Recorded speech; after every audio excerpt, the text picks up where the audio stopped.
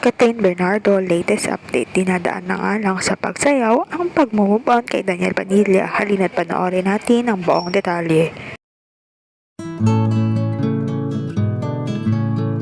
Viral nga ngayon sa social media ang pag-unfollow ni Catherine kay Daniel at mayroon rin namang binulgar ang ate ni Catherine na si Kay Bernardo sa pag-cheat ni DJ ng ilang beses. Pero sa halip na magmokmok ay nag-aral na lamang sikat na sumayaw kasama ang kanyang kaibigan na si Loisa Andalio sa G-Force. Halina't panoorin natin ang makulit na video.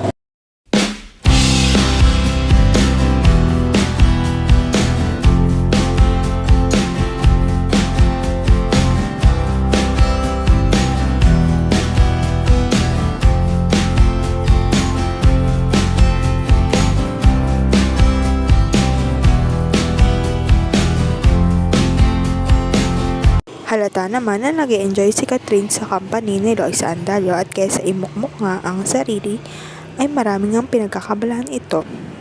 Nagsalita na nga ang pamilya ni Catherine Bernardo sa tunay na dahilan ng hiwalayan nila ni Daniel Padilla. Siguro nga ay may nag-trigger sa pamilyang Bernardo para magsalita na tungkol sa tunay na dahilan ng hiwalayan ng Katniel. Kamakailan nga lang ay magkasama sa kasal ni Robby Domingo at Mikey Pineda, si Catherine Bernardo at Daniel Padilla. Pero pagkatapos nun ay ilang araw lang ay in-unfollow na agad ni Kat si Daniel.